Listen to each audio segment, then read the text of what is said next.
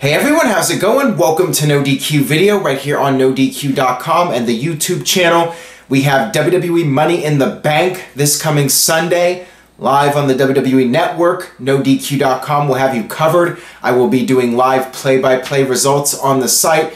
Make sure you check that out. You can leave your comments in the discuss section on NoDQ.com. Anything you want to say, questions, comments, you name it. Discuss section, NoDQ.com. With that out of the way, let's get down to your questions today. First one today comes from Yusuf. Goldberg's recent run with WWE was a massive success. Do you see him returning for another match, maybe SummerSlam or WrestleMania 34?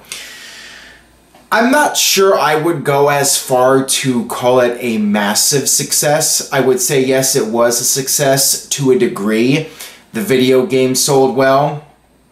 Goldberg did move the ratings a little bit. Goldberg did bring back some people that had stopped watching wrestling. He definitely helped, but I would not say Goldberg made any significant changes to the overall success of WWE. I think WrestleMania 34 would have still been a success with or without Goldberg. Now, will he be back for another match? I don't know. Nobody really knows. Goldberg has made it clear that it takes a lot of dedication for him to physically, cosmetically look like the Goldberg that people want to see. And the fact is also, Goldberg did not do anything significant in the ring. He came out there, he did a few spears, a jackhammer, but beyond that, he really did very little physical activity. So what else could you do with Goldberg at this point? I suppose WWE could do Goldberg versus Roman Reigns. That would be a potential dream match. Spear versus spear, you have that. I could see Goldberg maybe coming back for that match if WWE wanted to do it. But the question is, do we really want to see Goldberg versus Roman Reigns? I think it would be interesting if we had the 1999 Goldberg in his prime against Roman Reigns, but that's not going to be the case. So I'm not sure. I'm not sure I really have any interest in seeing Goldberg come back for another match. He made his comeback. He had one last run. He got the world title. I think that that's the right way to end it. I think it should be done. He had his comeback, and now it's time to move on and focus on other talent. Got this one here from Sean. What did you think of Dolph Ziggler getting called out for standing up a date? This was a story a couple weeks ago for those of you that have forgotten about it already. There was that female YouTube personality that went on her YouTube channel and called out Dolph Ziggler. My take on it is that she was just trying to get attention. That seems to be her gimmick, her persona on YouTube. She just tries to stir up drama. The thing about Dolph Ziggler is the guy has a very hectic schedule, so if it's true he needed to reschedule, it's probably legitimate. I mean, Dolph Ziggler is a very busy person, and the WWE schedule, as many of us know, is very hectic and it's very time consuming, and these guys have to be exhausted after 4 or 5 nights in a row being on the road. They just want a break, and sometimes they do not have the time in their schedule for their personal lives, and that's one of the sacrifices in being a wrestler. You have to be on the road all the time, and you don't get a lot of personal time. But my feeling on it is that she was just trying to get hits and get people talking about her, and it worked. She got coverage on NoDQ.com, on a lot of other websites as well, and for a week or two, she was a topic in the wrestling community. Thousands of people were checking out her videos that normally would not have otherwise. So in a way, it worked for her. This one comes from Andre. Hey Eric, do you see Lana winning the belt at Money in the Bank? I talked about this with a NoDQ panel when we did our predictions video. I would be surprised. I would not rule anything out. In the Jinder Mahal era, I think anything's possible, and I think that's how WWE wants it to be. They want the fans to think that anything could happen, but I do not see Lana winning. I think it would be a bad idea. Let me just put it that way. If it happens, I'm going to complain about it. I'm just saying that right now before the event. I am not a fan of Lana winning the title. I think it's way too soon, and if she has a really good showing, I say maybe give her a rematch at some point and then have her win the title. But her first match back, winning the title, not a fan of it. And yeah, WWE might look at it and say, well, if the people boo her and react to her, then it's working. No, I think that her character needs to really earn the title and not just win it on a fluke like Jinder Mahal did. I'm not a fan of it. I'm not a fan if she wins the title, even if it's a good match. I'm not a fan of it happening this soon. And the whole storyline with her getting the title shot I thought was pretty dumb anyways. Naomi just demanding it. I was not buying it. And I said the same thing about Jinder Mahal before the Backlash pay-per-view. I said the storyline was not working for me, and Mahal won the title. So, I mean, anything's possible. I think, you know, one thing I did not mention, and I do not think anybody else mentioned it on the review, or excuse me, the preview video for Money in the Bank, is the idea that the female Money in the Bank winner, maybe if that match goes on first, the winner can come out and cash in the briefcase on Naomi or possibly even Lana. I could see that as a possibility on Sunday. That's something that we all totally forgot to mention when we did our preview video. I could see that happening because it's going to be weird to have two Money in the Bank briefcase holders on SmackDown Live at the same time. It's going to be very repetitive with the storyline. So I think it makes sense to have one of the winners cash in immediately, and I think it would make more sense for the woman winner of Money in the Bank to cash it in right away. I could see that happening. I could see something similar to Seth Rollins' WrestleMania 31. That I could see as a possibility for Sunday. This one comes from Drew Watson. Since there are only 5 women in the Money in the Bank match, could you see Asuka be a surprise entrant and win it? That's my prediction. This is a similar question to the one I got about Chris Jericho a week or two ago. Somebody asking me if Jericho might be a surprise entrant. I think it's unlikely for both Jericho and Asuka. I do not see Asuka getting called up until she drops the women's title. There's no need for her to be in that match right now. The focal point is already on 5 or 6 women, and I think if Asuka came in, somebody would inevitably get lost in the shuffle. It's too soon. WWE just did the Superstar shakeup, and the women are finally getting some exposure. Tamina's getting a spot now. It's too soon. Asuka does not need to be called up right away, and NXT really needs her. She's basically carrying the women's division right now, so I say it's highly unlikely that she appears. Now again, like I said in the previous question, anything's possible, Jinder Mahal era, but I think logic would tell you it's not going to happen. It just doesn't make sense right now for her to come in and take up a spot when she's still needed in NXT to be one of the main draws there. This one comes from Walter.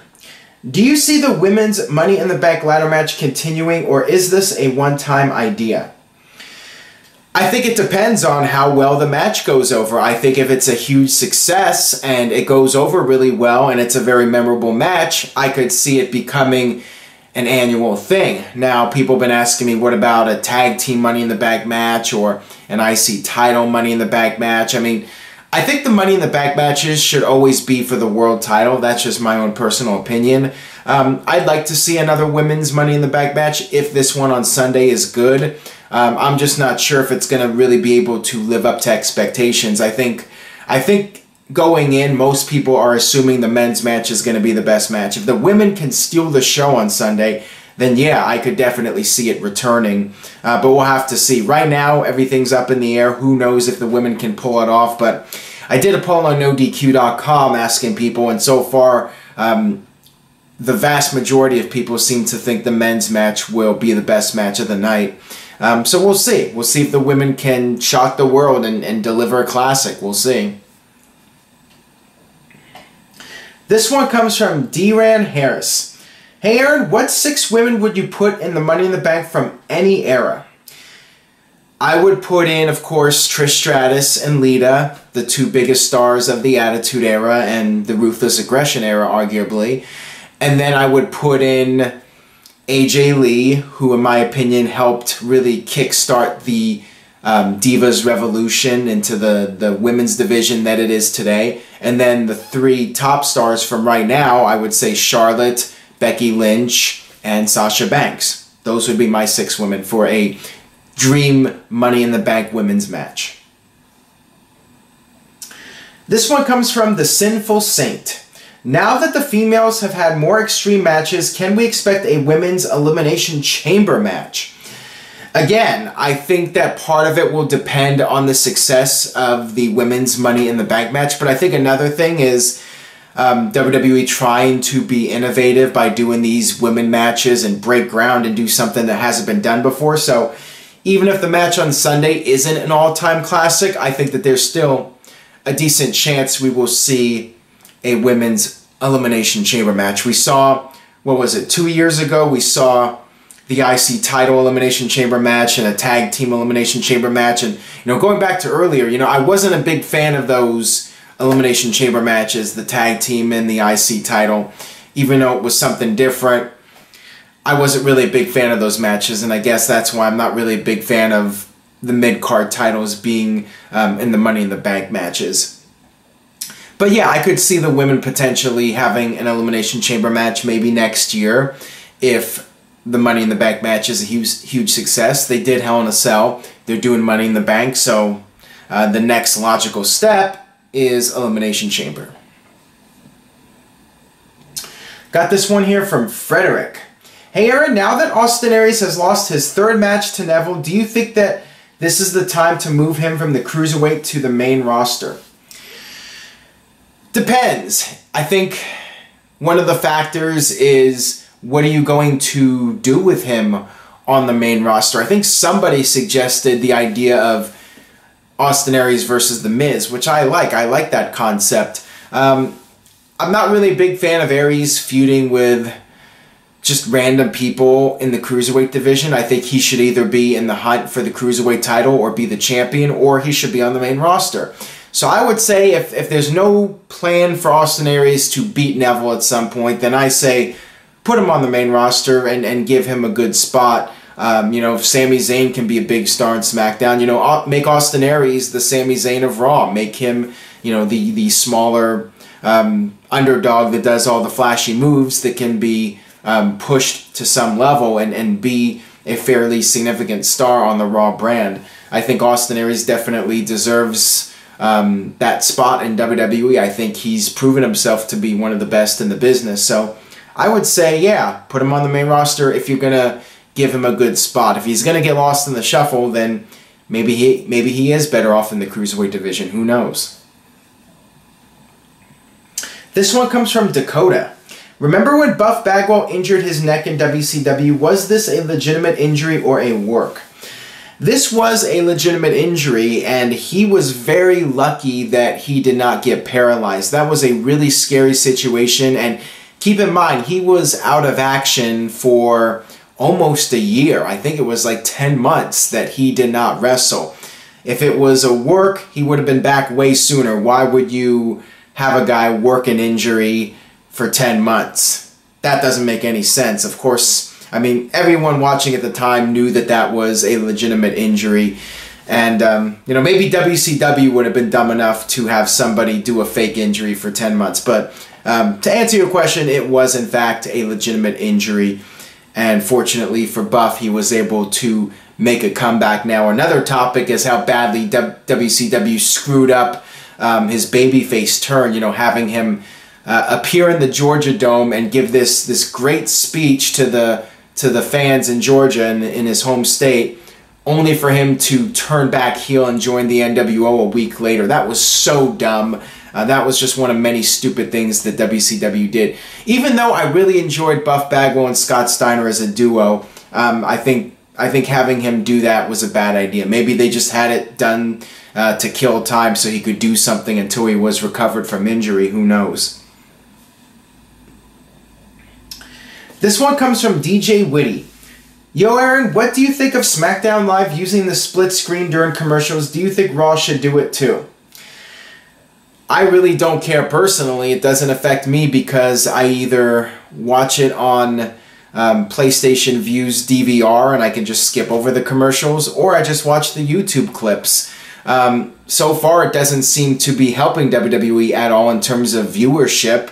SmackDown this past week barely did 2 million viewers. It was the second lowest rated SmackDown Live since the show went live on Tuesdays, and the first lowest show was up against the presidential election. This week's show had no competition, no basketball, no political talk, nothing.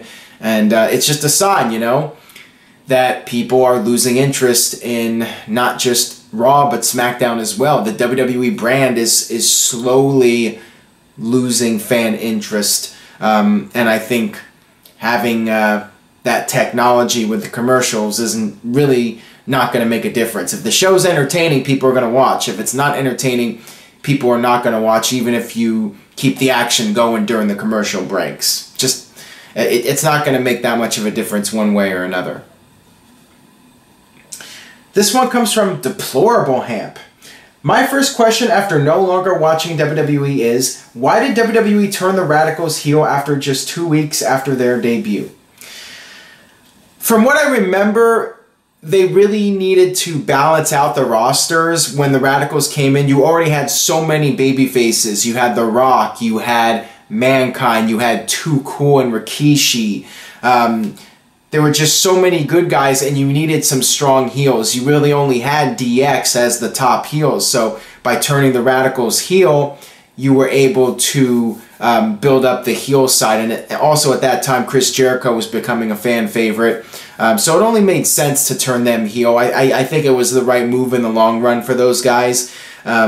You know, perhaps WWE dropped the ball with the Radicals a little bit by having all of them job out so quickly to the WWE guys, but we know how that's how WWE is. Historically, they've always had the WCW guys come in and job out right away to make WWE look like the superior brand. So if they made any mistake with the Radicals, it was that, not turning them heel right away. This one comes from Mr. Puzzle. Hey Aaron, what is your favorite promo moment of the year so far? Keep up the good work. I talked about this the other week when Samoa Joe and Paul Heyman had their big segment. That was my second favorite segment of the year, or third favorite. I think my first is definitely Chris Jericho and Kevin Owens, the Festival of Friendship with the split. That was my favorite angle segment of the year. Second would have to be Roman Reigns coming out the night after WrestleMania and getting booed out of the building. That was very memorable. And then number 3 would be Samoa Joe choking out Paul Heyman. Those are the top 3. But unfortunately, there are a lot of bad segments too. So it's not like this has been a spectacular year for Monday Night Raw, despite a few really memorable segments on the show.